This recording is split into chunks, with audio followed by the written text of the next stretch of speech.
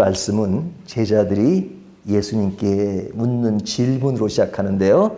1절을 보면 그때 제자들이 예수께 나와 이르되 천국에서는 누가 크나이까?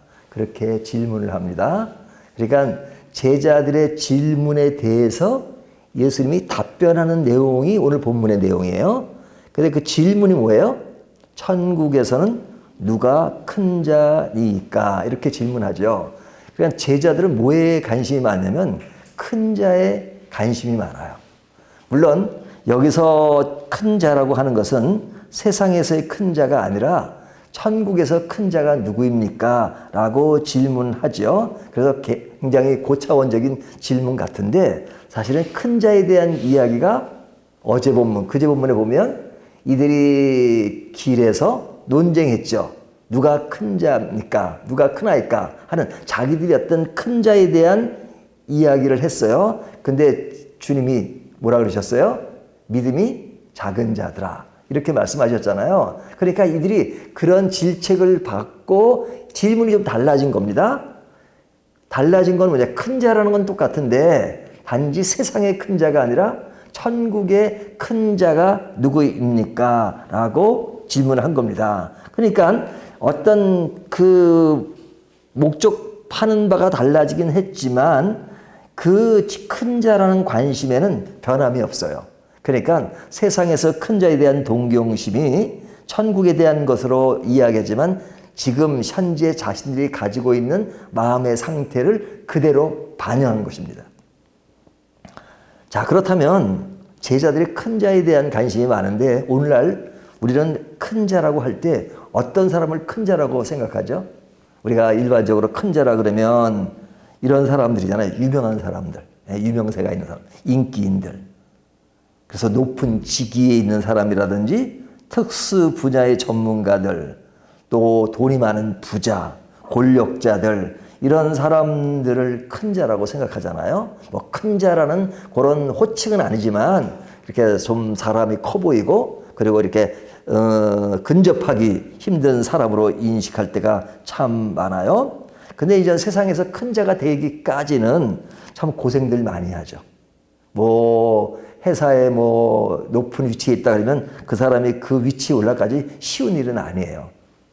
아주 고생 많이 하고 그리고 뭐 회사가 아니더라도 어떤 권력자가 되든 뭐가 되든 그 자리에 오르기까지는 고생을 많이 한 것이기 때문에 그 고생한 것을 인정해야죠. 그리고 그 위치에 있는 것에 대한 시샘이나 또 그 자리를 공격하는 것은 옳지 않습니다. 존중해야죠.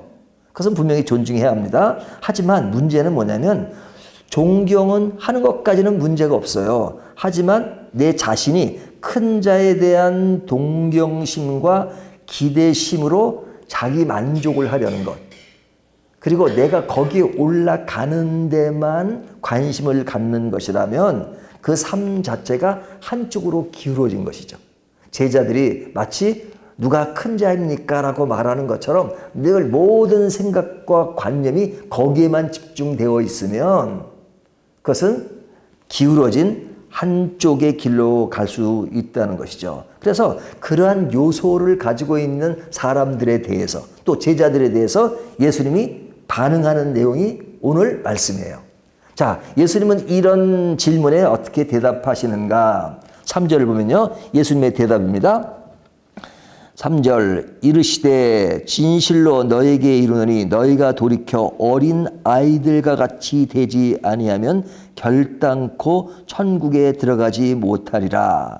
이렇게 답하시죠. 자, 제자들은 천국에서 누가 큰 자다 이렇게 질문했어요. 그러면 정확하게 답변을 하려면 어떻게 해야 돼요? 아, 천국에서는 이런 자가 큰 자다 이렇게 해야 그 대답에 그 질문에 그 대답이 맞는 거잖아요. 하지만 주님은 이런 자가 큰 자라고 말씀하지 않고 3절에 뭐라고 말씀하세요? 결단코 천국에 들어가지 못하리라. 어떻게 되면 어린아이와 같이 되지 아니하면 결단코 천국에 들어가지 못하리라. 자, 주님은 어디에 관심을 두고 말씀하세요?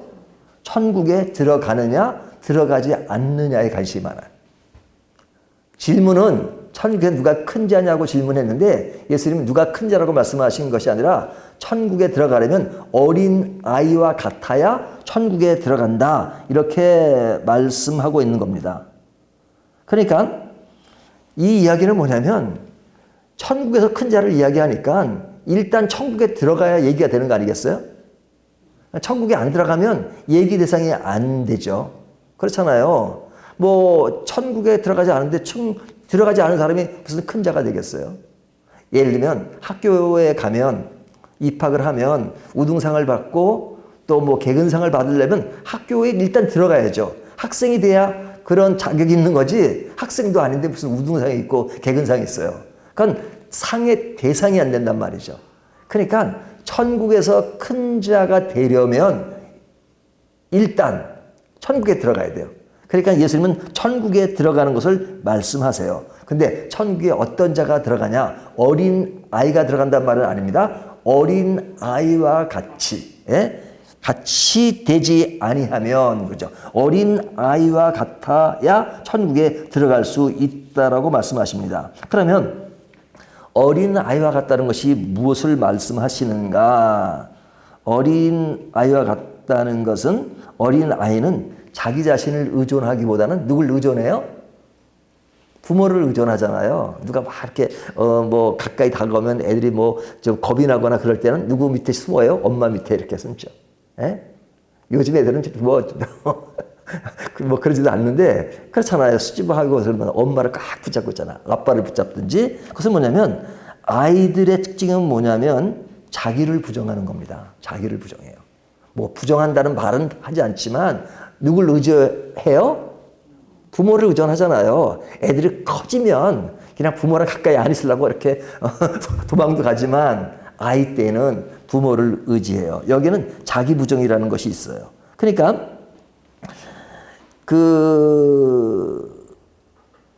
천국에는 누가 큰 자냐? 예수님은 큰 자가 누구라고 말씀하지 않지만 그 대답 속에 들어있는 것이 뭐냐면 천국에 들어가는 자가 큰 자라는 거예요. 4절을 보세요. 4절을 보시면 이렇게 말씀하죠. 그러므로 누구든지 어린 아이와 같이 자기를 낮추는 사람이 천국에서 큰 자니라. 자, 자기를 낮추는 자가 누구예요? 어린 아이와 같은 자가 자기를 낮추는 자예요.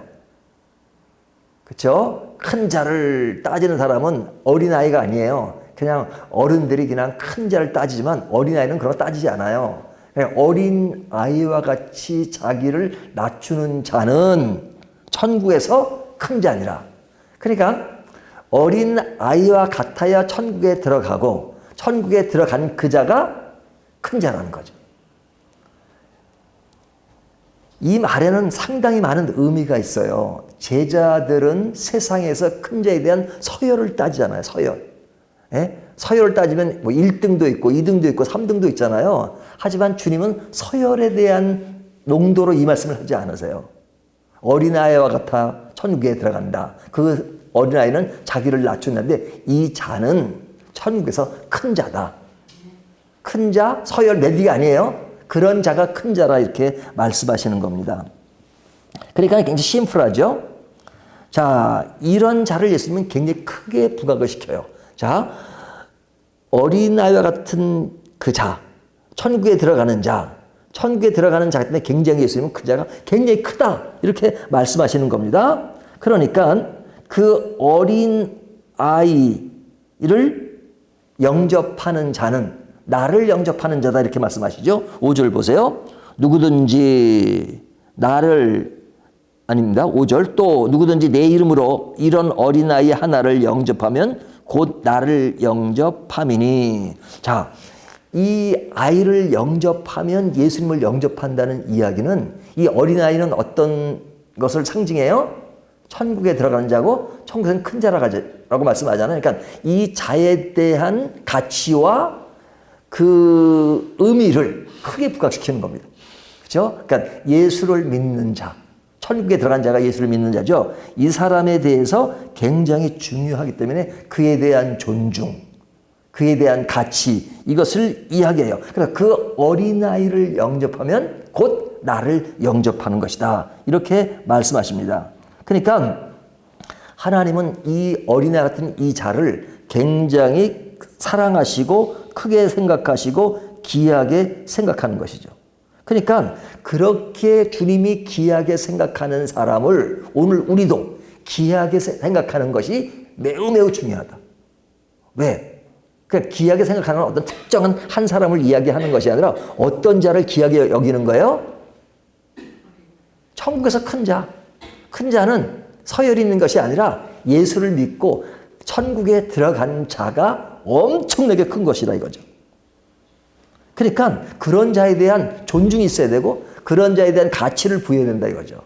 근데 그런 자에 대해서 가치를 부여하지 않아요. 믿는 사람에 대해서, 믿는 것에 대해서. 그런 사람에 대해서는 굉장히 크게 말씀하시죠. 7절.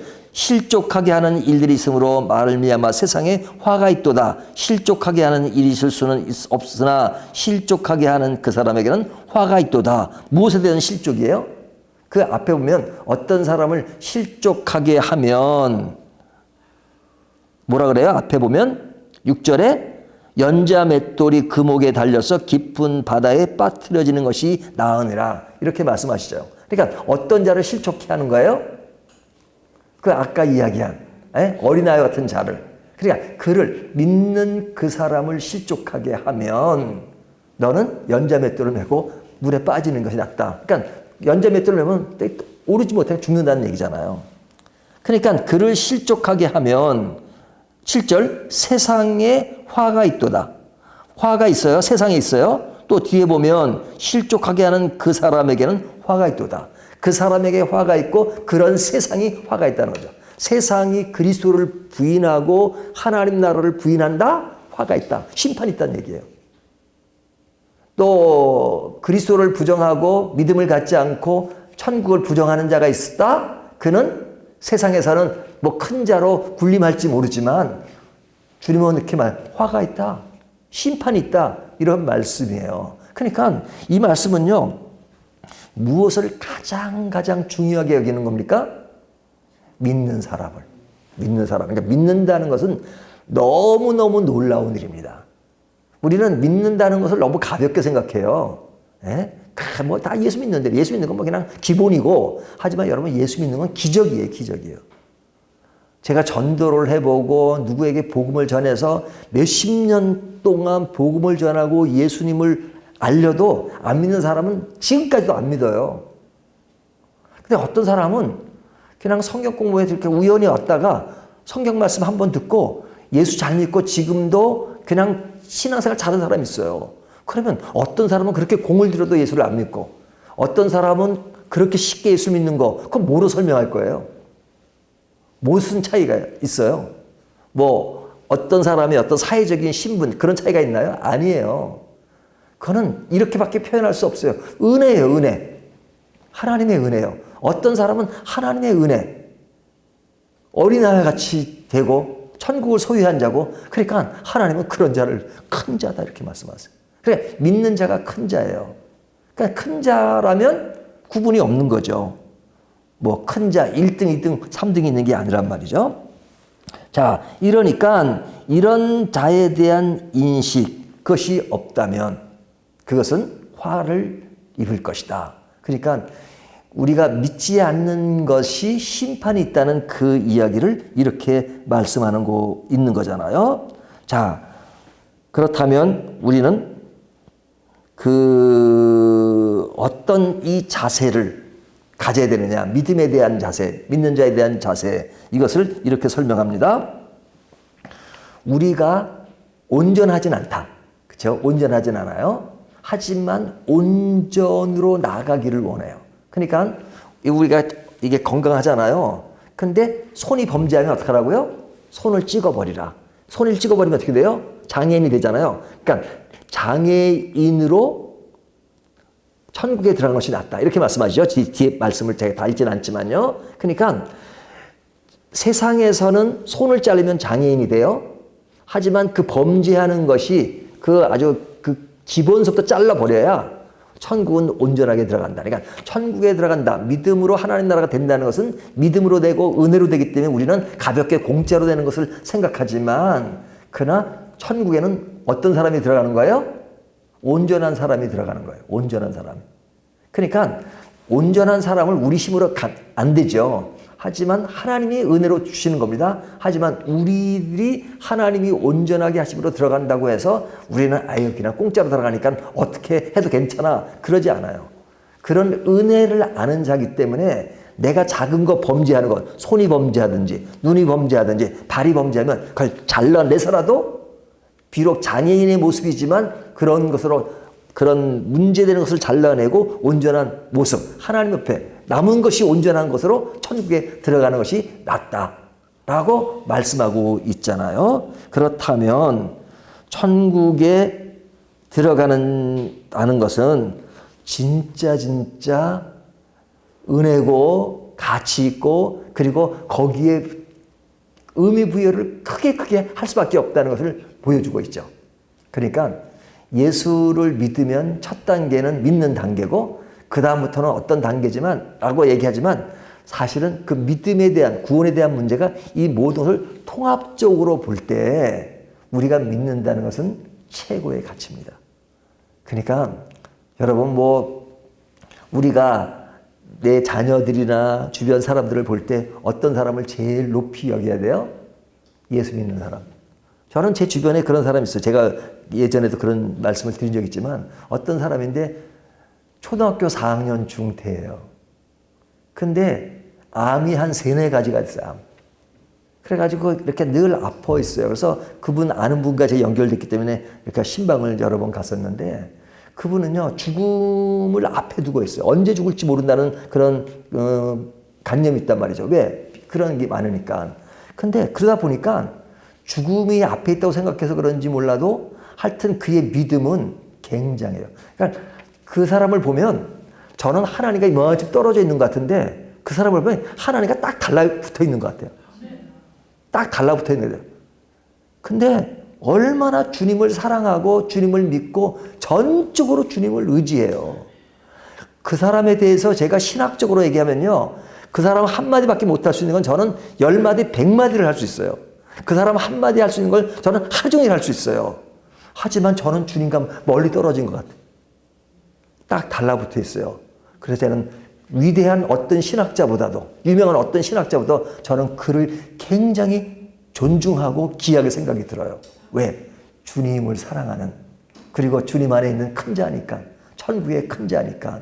근데요 그 사람이 초등학교 4학년 중퇴지만요 주님을 사랑하다 보니까 그 주님에 대한 사랑과 애착이 그냥 표현이 되고 글을 써가지고 그 국민 카드인가 거기서 하는 그 문단에 1등으로 당선돼가지고 문인이 됐어요. 그래서 제가 그 문인 상 탈 때 신라 호텔에서 그 유명한 사람들이라는 사람들 다 모여가지고 상 줄 때 저를 초청해가지고 6명 초청하는 사람 중에 제가 간 적이 있었어요. 제가 그 사람이 그런 최고의 문인으로 문단에 최고의 높은 그 문단인데 거기에 문인이 돼가지고 제가 초대받을 거라고는 생각도 못했어요. 근데 그런 생각이 어떻게 죽음 앞에 주님을 가까이 하고 주님의 세계가 가까우니까 그것이죠. 하나님은 그런 자를 큰 자라고 얘기하시는 거예요. 그러니까 그거보다 큰 자가 어디 있어요. 그러나 세상의 사람들은 그런 사람을 큰 자라고 생각하지 않아요. 작은 자라고 생각해요. 그러나 주님이 보시는 눈은 틀려요. 큰 자. 그러니까 관점이 다른 거죠. 관점이. 그렇다면 주님의 관점이 그렇다면 너희도 예수를 믿는 사람이라면 그런 관점을 가져라 하는 것이 오늘 본문의 말씀이에요.